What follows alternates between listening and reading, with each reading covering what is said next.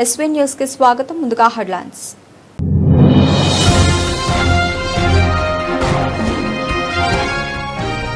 పాకిస్తాన్ నమ్మలేం, Iran America చర్చలపై Israel సంచలన వ్యాఖ్యలు.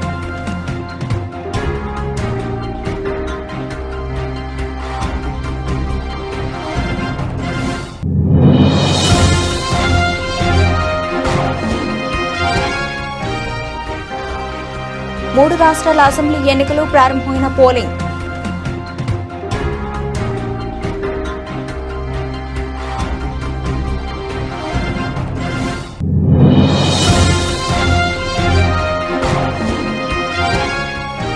వచ్చే ఎన్నికల్లో బీఆర్ఎస్ గెలవబోతోంది. రేవంత్ రెడ్డి పాలన కంటే కేసీఆర్ పాలన 100 రెట్లు బెటర్.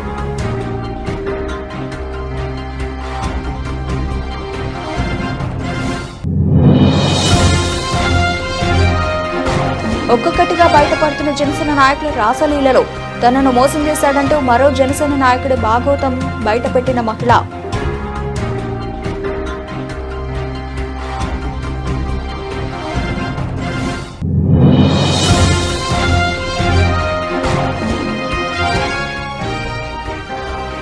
నాదర్గుల్ భూముల వ్యవహారంపై హరీష్ రావుకు పొంగులేటి శ్రీనివాసరెడ్డి కౌంటర్.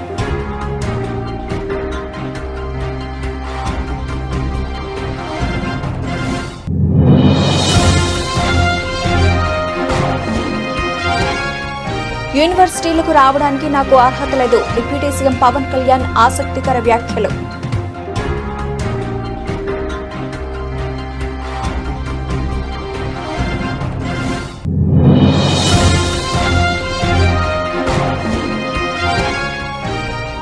ఏబిఎన్ ఆంధ్రజ్యోతి సంస్థలపై మరోసారి జగన్ అక్కసు. ఏబిఎన్ ఆంధ్రజ్యోతి ఎండీ రాధాకృష్ణకు జగన్ బెదిరింపులు.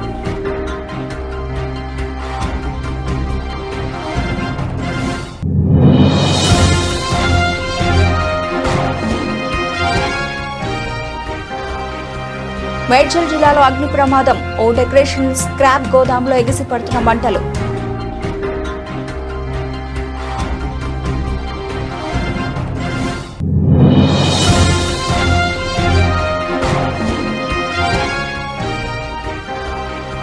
పొంగులేటి కాదు పక్కా లూటీ. టీఆర్ఎస్ నేత RS Praveen fight.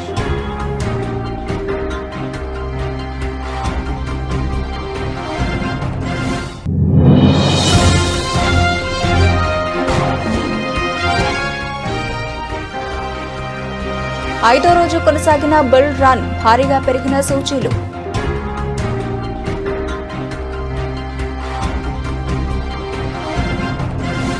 America Iran మధ్య జరుగుతున్న కాల్పుల విరమణ చర్చల్లో పాకిస్తాన్ పోషిస్తున్న మధ్యవర్తి పాత్రపై ఇజ్రాయెల్ అనుమానాలు వ్యక్తం చేసింది. పాకిస్తాన్ను విశ్వసనీయమైన మధ్యవర్తిగా తాము పరిగణించడం లేదని భారత్లో ఇజ్రాయెల్ రాయబారి రూవెన్ అజార్ కుండబద్దలు కొట్టారు. అమెరికా తన సొంత కారణాలతో పాకిస్తాన్ సేవలను ఉపయోగించుకుండవచ్చునని, కానీ టెల్ అవీవ్ మాత్రం ఈ విషయంలో పాక్ను నమ్మడం లేదని ఆయన స్పష్టం చేశారు. గతంలో ట్రంప్ హయాంలో గాజాలో కాల్పుల విరమణ కోసం ఖతార్, టర్కీ వంటి సమస్యాత్మక దేశాలతో పనిచేసిన తరహాలోనే ఇప్పుడు పాకిస్తాన్ విషయంలోనూ జరుగుతోందని అజర్ అభిప్రాయపడ్డారు.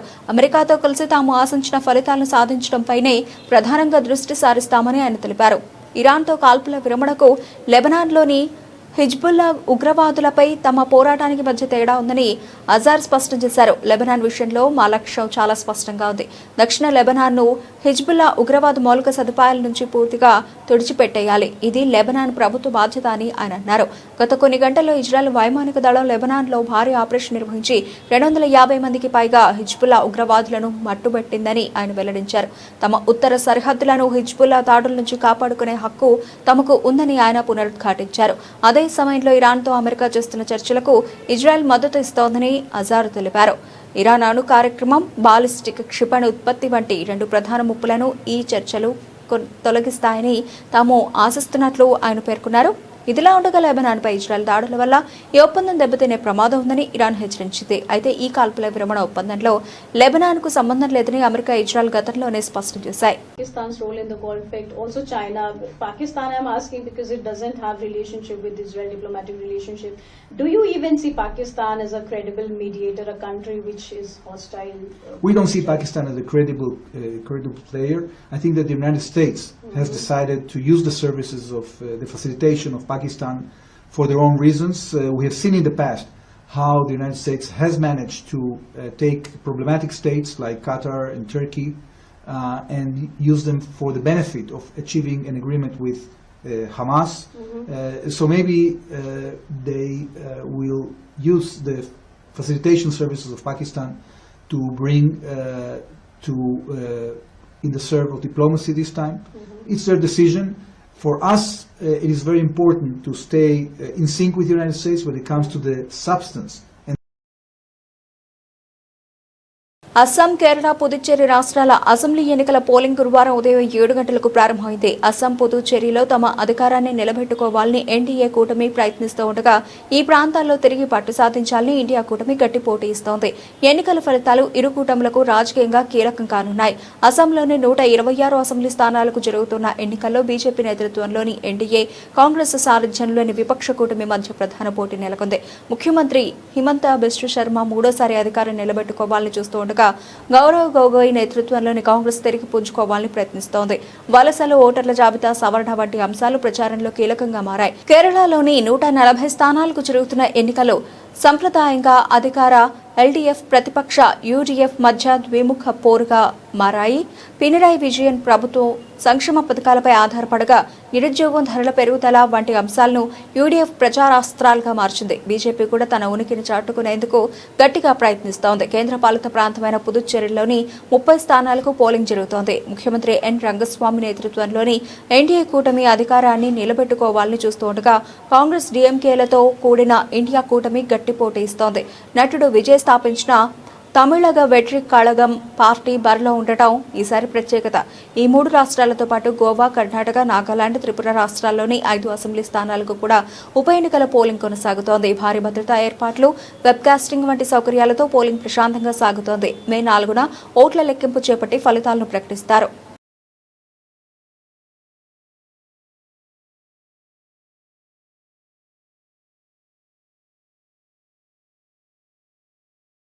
తెలంగాణ రాజకీయాల్లో మరో భారీ కుదుపు చోటు చేసుకుంది. కాంగ్రెస్ సీనియర్ నేత, మాజీ మంత్రి టి జీవన్ రెడ్డి కారెక్కేందుకు సిద్దమయ్యారు. జగిత్యాలలోని జీవన్ రెడ్డి ఇంటికి బీఆర్ఎస్ వర్కింగ్ ప్రెసిడెంట్ కేటీఆర్ వెళుతూ ఉన్నారు. కాసేపట్లో వీరిద్దరూ భేటీ కానున్నారు. ఈ భేటీ అనంతరం జీవన్ రెడ్డి బీఆర్ఎస్ తీర్థం పుచ్చుకునే అవకాశం ఉంది. బీఆర్ఎస్ వర్కింగ్ ప్రెసిడెంట్ కేటీఆర్ తో ఆయన భేటీ కానుండడం రాష్ట్ర రాజకీయాల్లో హాట్ టాపిక్ గా మారింది. ఈ సందర్భంగా జీవన్ రెడ్డి మాట్లాడుతూ రేవంత్ ప్రభుత్వంపై విమర్శలు గుప్పించారు. రేవంత్ రెడ్డి నాయకత్వంలోని ప్రభుత్వం అన్ని రంగాల్లో విఫలమైందని జీవన్ రెడ్డి తీవ్రంగా విమర్శించారు. 2 ఏళ్ల కాంగ్రెస్ పాలనతో పోలిస్తే కేసీఆర్ నేతృత్వంలోని 10 ఏళ్ల బీఆర్ఎస్ పాలనే చాలా బాగుందని ఆయన కొనియాడారు. వచ్చే ఎన్నికల్లో రేవంత్ రెడ్డికి ఓటమి తప్పదని, ఆయన పాలనపై ప్రజల్లో తీవ్ర వ్యతిరేకత ఉందని జోస్యం చెప్పారు. రాబోయే ఎన్నికల్లో బీఆర్ఎస్ పార్టీ మళ్లీ అధికారంలోకి వస్తుందని ఆయన ఆశాభావం వ్యక్తం చేశారు. రేవంత్ గారి పాలనతో చూసే వరకల్లా ప్రజలు ఏదైతుందో పెద్ద మనిషి ఆయననే ఉండేదా, కేసీఆర్ గారే నయం ఉండే, మంచిగా ఉండే, మళ్ళీ కేసీఆర్ గారి పాలన వస్తే మనం బాగుంటుంది అనే ఆలోచనతో మరి ప్రజలు చేరుకున్నారు. అది కేటీఆర్ గారు ఏదో ఈ రోజు వస్తుంది జగిత్యాలకి, అంటే బీఆర్ఎస్లో చేరడానికి ఏది ఇస్తుందో నిర్ణయం తీసుకోవడం జరిగింది. దాని కార్యరూపం ఏ విధంగా ఇవ్వడం అనేది వారు నిర్ణయిస్తారు. వారి నిర్ణయానికి అనుగుణంగా ఏది ఇస్తుందో ముందుకు పోవడం. ఒక్కొక్కటిగా బయటపడుతున్న జనసేన నాయకుల రాసలీలలు. అరవ్ శ్రీధర్ ఘటన మరొక ముందే తనను మోసం చేశాడంటూ మరో జనసేన నాయకుడి భాగోతంను మహిళ బయటపెట్టారు. పశ్చిమ గోదావరి జిల్లా వీరవాసరావు జెడ్పీటీసీ జయప్రకాష్ నాయుడు తనను ఆర్థికంగా, శారీరకంగా వాడుకుని చిత్రహింసలు పెడుతున్నాడని వీడియో విడుదల చేశారు.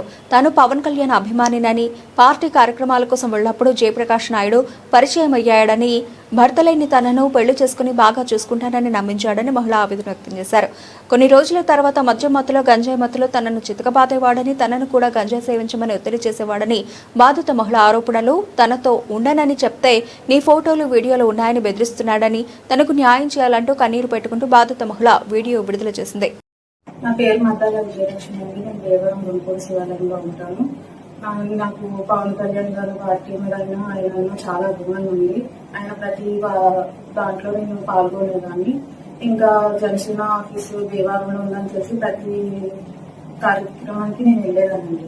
వెళ్ళిన తర్వాత అక్కడ గోనా జయప్రకాష్ నాయుడు అనే ఇంకా నాకు కొంచెం పరిచయం ఏర్పడిన తర్వాత ఇంకా అలా నన్ను లవ్ చేస్తాను, పెళ్లి చేసుకుంటాను అంటే ఇష్టం అని చెప్పి నేను చేసుకోలేనండి, మీకు నాకు సెట్ అవ్వాలని చెప్పి మా ఇంటికి వెళ్ళిపోతే ఇంకా నాకు ఫోన్లు చేయడం, ఆఫీస్కి రమ్మడం అవన్నీ జరిగితే వెళ్ళానండి. ఆఫీస్కి వెళ్ళిన తర్వాత ఇలా మీకు నాకు సెట్ అవ్వదు, నాకు పెళ్లి అయిపోయిందని విడాకులు కూడా అయిపోయింది, నేను ఆల్రెడీ భర్త దగ్గర టార్చర్ చూసి వచ్చేసాను, ఇంకా నాకు దగ్గర అవసరం లేదండి, నాకు పెళ్లి అయిపోయింది, నన్ను కూడా నా భార్య వదిలేసింది, నేను ఒంటరిగా ఉంటాను, నేను నిన్ను బాగా చూసుకుంటానని చెప్పి నన్ను తీసుకెళ్ళి ఇలా ఆఫీస్లో కలిసి ఉండడం అని చెప్పి పెళ్లి చేసుకుంటానని చెప్పి ఇలా 2 సంవత్సరాల నుంచి జర్నీ చేయడం నాకు జరిగిన తర్వాత ఇంకా నేను ఇల్లు కొనుక్కోవాలనుకుంటున్నాను. అలాగే మా అమ్మగారికి హార్ట్ ప్రాబ్లం ఉందంటే నేను తీసుకెళ్లి కార్యకర్తలతో ఎవరికన్నా మాట్లాడి నేను చేపిస్తాను, మీ అమ్మగారి గురించి నువ్వు టెన్షన్ తీసుకోవాలంటే సరే అండి తీసుకోవాలని చెప్పేసిన తర్వాత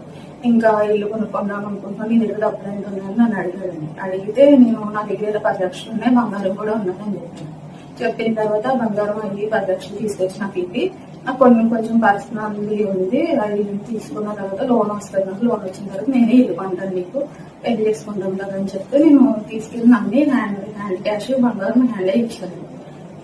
ఇచ్చిన తర్వాత ఇంకా ఆయన తాగడం, నన్ను కొట్టడం, ఇంకా అలా కొంచెం ఇష్టం లేనట్టు బిహేవ్ చేయడం అని చెప్పి నాకు కొంచెం అలా పుట్టేసిన తర్వాత హాస్పిటల్కి తీసుకెళ్తానే నన్ను ట్రీట్మెంట్ చూపించడం అని చెప్పి మళ్ళీ ఏదో తాగాను కదా కొట్టాను సారీ అని చెప్పేసి మళ్ళీ నార్మల్ అయిపోయాడు.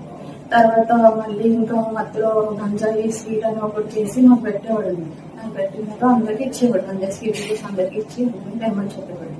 తర్వాత గంజాయి ఎలా తను తీసుకోవడం, మళ్ళీ మధ్యలో నన్ను కొట్టేయడం అది అని చెప్పి చాలా టార్చర్ పెట్టేవాడు. శారీరకంగా కూడా చాలా టార్చర్ పెట్టేవాడు. అసలు నేను తట్టుకోలేకపోయేదాన్ని. మా అమ్మగారు ఇంటికి వెళ్ళిపోయేదాన్ని. ఇంటికి వెళ్ళిపోయిన తర్వాత మళ్ళీ ఫోన్ చేసి మా ఇంటికి వచ్చి మా అమ్మగారితో మాట్లాడి మళ్ళీ నన్ను ఒక్కడికి తీసుకెళ్ళేవాడు. తీసుకెళ్ళిన తర్వాత మళ్ళీ ఇంకా తాగిన తర్వాత అదంతా మళ్ళీ కొట్టేవాడు. ఇంకెలా చేస్తే నాకు గొడవలు అయ్యని చెప్పేసి నేను బయటికి వెళ్ళిపోతాను, నేను రోడ్ ఎక్కేస్తానంటే అది ఫొటోస్ వీడియోస్ అన్ని ఉన్నాయని చెప్పేసి చెప్పానండి. కంటే కలిసి వీడియో ఉంది, ఫోటో.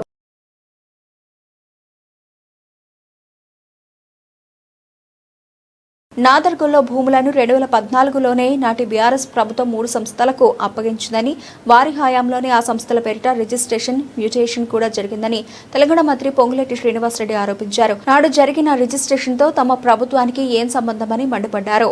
నాదర్గల్ భూములను తమ ప్రభుత్వ హయాంలో కట్టబెట్టినట్లు ఆరోపణలు చేయడాన్ని ఆయన ఖండించారు. హరీష్ రావు చెబుతున్న భూముల్లో 2022లోనే నిర్మాణాలు ప్రారంభమయ్యాయని అన్నారు. ఆ సమయంలో బీఆర్ఎస్ అధికారంలో ఉందని గుర్తు చేశారు. తమకు నాలా కన్వర్షన్ ఇవ్వలేదని, భూములు పొందిన వారు 2022లో సుప్రీంకోర్టులో పిటిషన్ దాఖలు చేస్తే నాటి కేసీఆర్ ప్రభుత్వం కనీసం కౌంటర్ దాఖలు చేయలేదని ఆరోపించారు. తమ ప్రభుత్వం వచ్చాక ఆ భూములు ప్రభుత్వానివేనని కౌంటర్ దాఖలు చేశామని వెల్లడించారు. నాడు వాటాల కోసం భూములు కట్టబెట్టిన వారు ఇప్పుడు తమపై నిందలు మోపుతున్నారని ఆగ్రహం వ్యక్తం చేశారు. హరీష్ రావు చెబుతున్న కంపెనీల్లో తన కుటుంబ సభ్యులు ఎవరూ లేరని పొంగులేటి శ్రీనివాసరెడ్డి స్పష్టం చేశారు. నాదర్గుల్ భూముల వ్యవహారానికి సంబంధించిన కంపెనీలో తన కుటుంబ సభ్యులు ఎవరైనా ఉంటే నిరూపించాలని సవాల్ చేశారు. కాగా నాదర్గుల్ భూముల వ్యవహారంపై ఇటీవల రాజకీయ దుమారం చెలరేగుతోంది. 7,000 కోట్ల రూపాయల విలువైన 373 ఎకరాల ప్రభుత్వ భూమిని కాంగ్రెస్ ప్రభుత్వం ప్రైవేటు కంపెనీలకు కట్టబెట్టిందని హరీష్ రావు ఆరోపిస్తున్నారు. అయితే ఈ భూమి యజమాని ఏక్యూ రియాల్టర్ అని చెబుతున్నారు. ఇది ప్రైవేటు భూమి అని హైకోర్టు, సుప్రీంకోర్టు గుర్తించాయని ఏక్యూ రియాల్టర్ అడ్వకేట్ ఇటీవల తెలిపారు. ఇక్కడ ఒక చిన్న కథలు గ్రామీణ ప్రాంతాల్లో చెప్పుకుంటారు. అటవీ ప్రాంతాల్లో జీవరాశులు ఉంటాయి. ఈ జీవరాశులు ఒకరోజు ఒక సింహం, ఒక పంది ఎదురుపడ్డాయట. సింహం, అడవి పంది ఎదురుపడ్డాయట. పంది ఈ సింహాన్ని రెచ్చగొట్టడానికి ప్రయత్నం చేస్తుందట. నువ్వేం చేయలేవు, నువ్వు అది చేయలేవు, నువ్వు ఎత్తుగా లావుగా ఉన్నావు అని ప్రేలేపల్లో పేలుతుందట. పేలి పేలి పేలి శవానికి ఒక స్టేజ్ లో కోపం వచ్చిందట. వస్తే శవం 2 అడుగులు ముందుకేసేసరికి ఈ అడవి పంది పక్కనే ఒక పెద్ద గుంట ఉందట, బురద గుంట. పోయి ఆ బురద గుంటలో పోయి మొత్తం ఆ బురద పుచ్చుకొని వచ్చి ఇప్పుడు రమ్మంటుందట. అంటే అది బురద రాసుకుంటే ఆ బురద శవం రాసుకుంటది. 10 సంవత్సరాల్లో ఏవైతే ఈ రాష్ట్రాన్ని కొల్లగొట్టి ఆ బురదని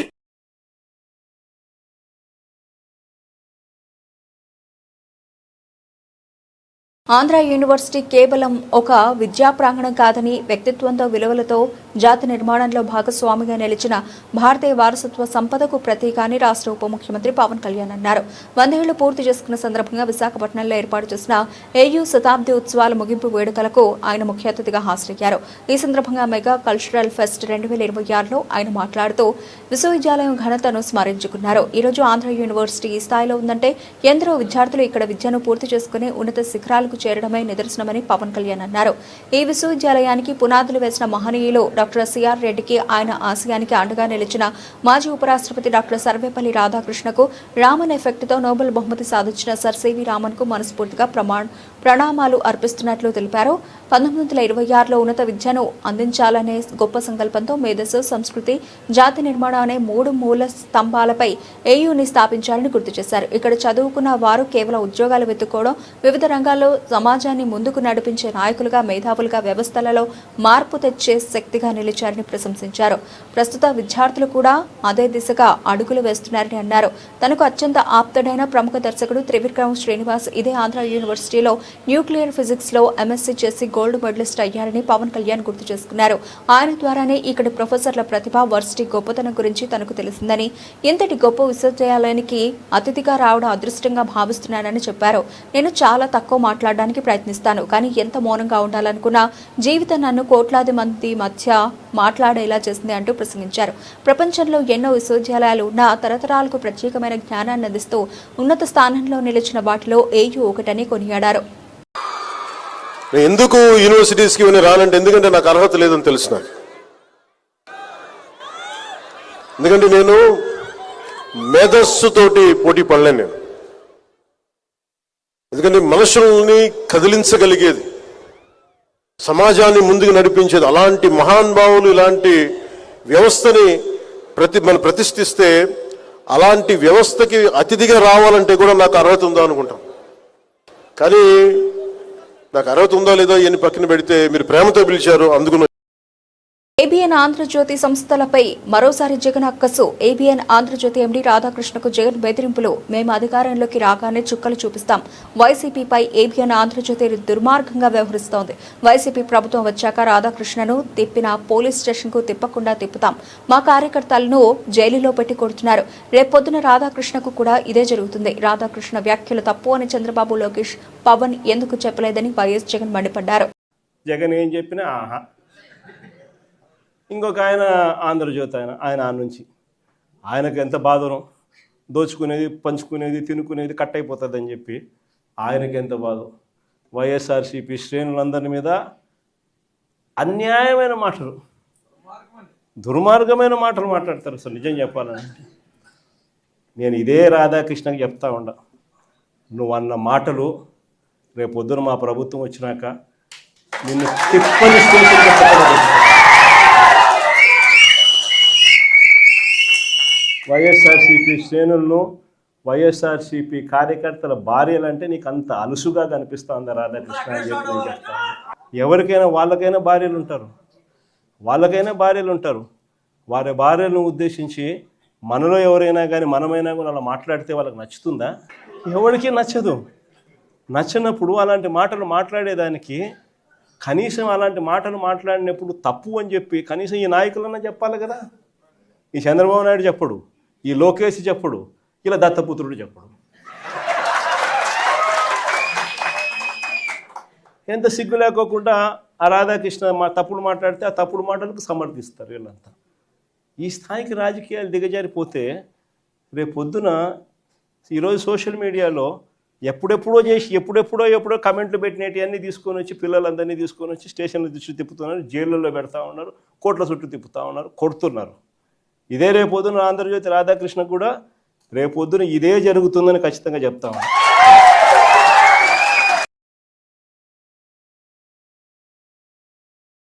కుత్బుల్లాపూర్లో గురువారం ఉదయం భారీ అగ్ని ప్రమాదం సంభవించింది. స్థానికంగా ఉన్న ఒక ప్లాస్టిక్ తుక్కు గోదాంలో మొదలైన మంటలు వేగంగా పక్కనే ఉన్న రెండంతస్తుల నివాస గృహానికి వ్యాపించడంతో తీవ్ర కలకలం రేగింది. ఈ ఘటనతో స్థానికులు భయాందోళనలకు గురయ్యారు. వివరాలకు వెళితే కుత్బుల్లాపూర్లోని ఓ స్క్రాప్ గోదాంలో అకస్మాత్తుగా మంటలు చెలరేగాయి. గోదాంలో ప్లాస్టిక్ రసాయనాలు వంటివి ఉండటంతో మంటలు వేగంగా ఎగిసిపడ్డాయి. గాలి ఉధృతికి మంటలు పక్కనే ఉన్న ఇంటిని చుట్టుముట్టడంతో ఇంట్లోని వారు ప్రాణభయంతో బయటకు పరుగులు తీశారు. సమాచారం అందుకున్న వెంటనే జీడిమెట్ల, కుత్బుల్లాపూర్ ఫైర్ స్టేషన్ల నుంచి 4 అగ్నిమాపక యంత్రాలు ఘటనా స్థలానికి చేరుకున్నాయి. సుమారు 3 గంటల పాటు శ్రమించి మంటలను అదుపులోకి తెచ్చాయి. ఈ ప్రమాదంలో ఎలాంటి ప్రాణ నష్టం జరగకపోవడంతో అందరూ ఊపిరి పీల్చుకున్నారు. అయితే గోదాంలోని లక్షల రూపాయల విలువైన సామాగ్రి పూర్తిగా కాలి బూడిదైందని సమాచారం. ఇంటిలోని ఫర్నిచర్, ఇతర వస్తువులు పాక్షికంగా దగ్ధమయ్యాయి. విద్యుత్ షార్ట్ సర్క్యూట్ కారణంగానే ఈ ప్రమాదం జరిగి ఉండవచ్చునని పోలీసులు భావిస్తున్నారు. జనావాసాల మధ్య గోదాంలు నిర్వహించడంపై స్థానికులు ఆగ్రహం వ్యక్తం చేస్తున్నారు. పోలీసులు కేసు నమోదు చేసి దర్యాప్తు ప్రారంభించారు.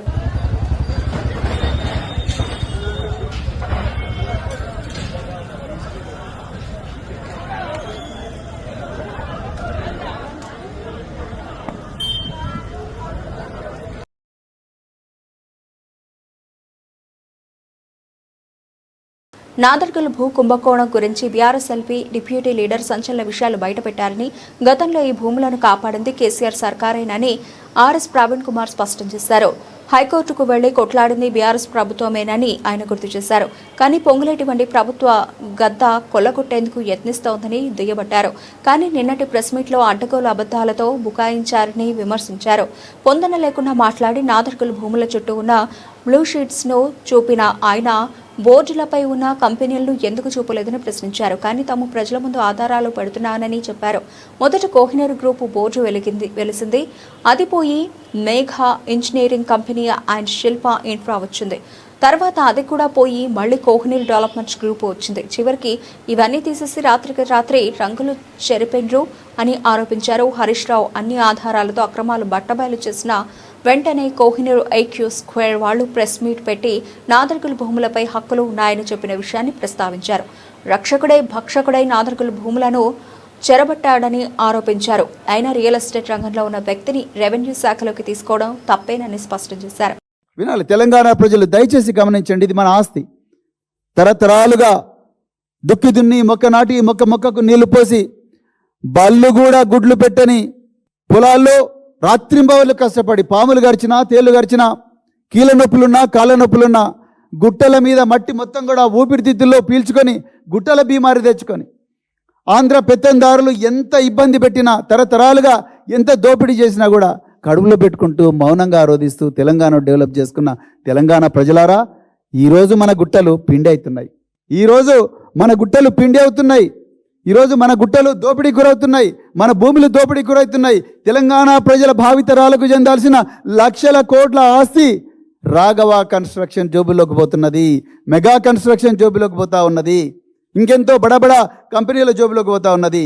ఇలా డీజిల్తో నడుస్తున్న జనరేటర్లు ఏవేవి కొత్వాల్గూడ ఏరియాలను అడిగితే మాకు వచ్చిన reply, assistant director mines and geology నుంచి వచ్చిన reply, Bhagat Singh stone crusher, Parameshwar Singh stone crusher, unnamed stone crusher, Raghava constructions, Shri Sai mines, great India mining private limited. 4వ నెంబర్లో Raghava construction, survey number 63, Kothwalguda, mandal Shamshabad, Rangareddy, working on generator. This is not my కవిత్వం, this is AD mines and geology ఇచ్చిన కవిత్వం. ఆయన ఇచ్చిన notice ఇది, ఆయన ఇచ్చిన రిప్లై.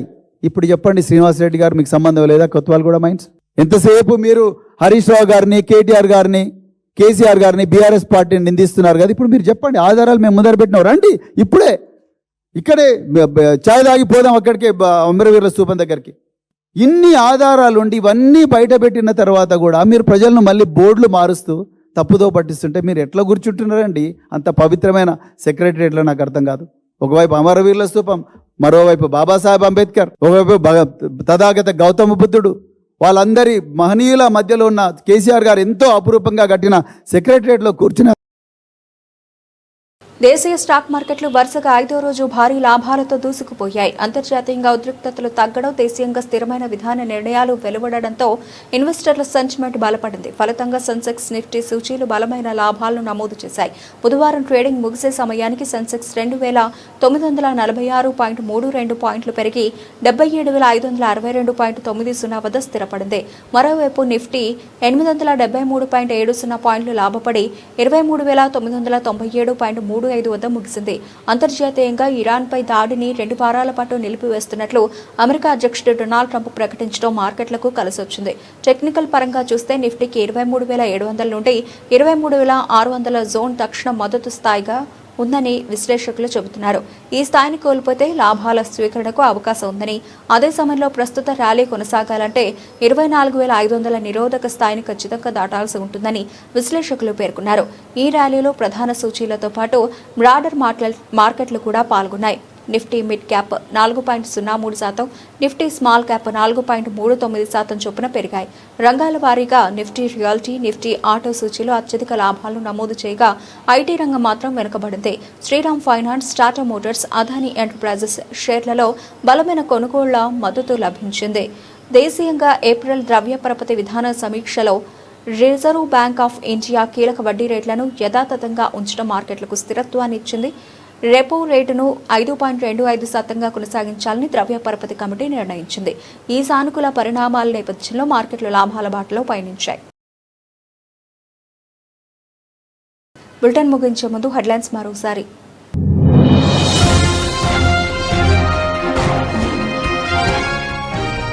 పాకిస్తాన్ నమ్మలేం, ఇరాన్ అమెరికా చర్చలపై ఇజ్రాయెల్ సంచలన వ్యాఖ్యలు.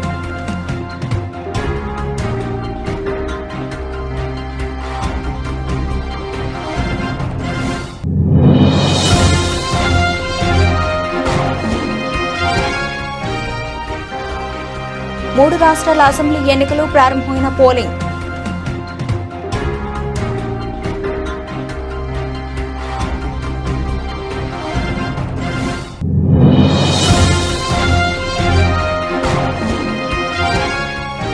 వచ్చే ఎన్నికల్లో బీఆర్ఎస్ గెలవబోతోంది. రేవంత్ రెడ్డి పాలన కంటే కేసీఆర్ పాలన 100 రెట్లు బెటర్.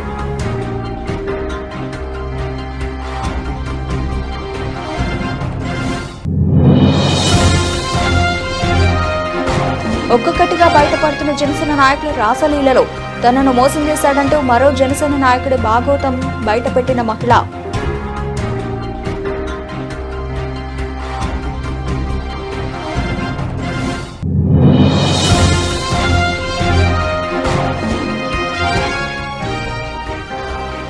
నాదర్గుల్ భూముల వ్యవహారంపై హరీష్ రావుకు పొంగులేటి శ్రీనివాసరెడ్డి కౌంటర్.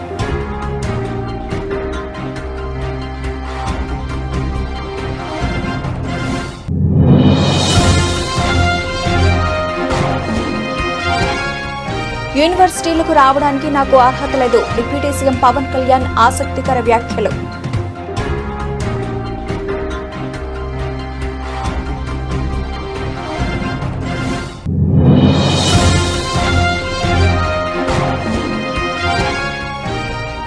ఏబిఎన్ ఆంధ్రజ్యోతి సంస్థలపై మరోసారి జగన్ అక్కసు. ఏబిఎన్ ఆంధ్రజ్యోతి ఎండీ రాధాకృష్ణకు జగన్ బెదిరింపులు.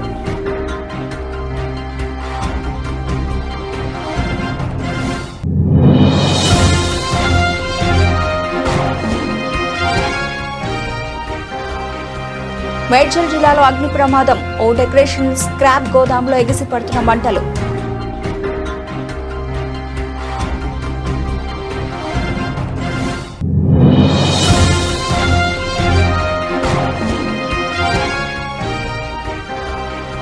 పొంగులేటి కాదు పక్కా లూటీ. టీఆర్ఎస్ నేత ఆర్ఎస్ ప్రవీణ్ ఫైట్.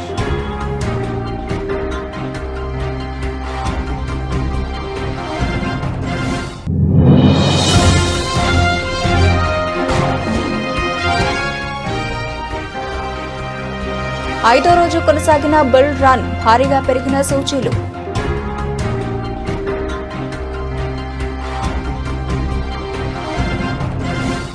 ఇవి ఇప్పటివరకు నా పిలిచిన అప్డేట్స్. మరిన్ని అప్డేట్స్తో మళ్ళీ కలుద్దాం. అంతవరకు సెలవు. నమస్తే.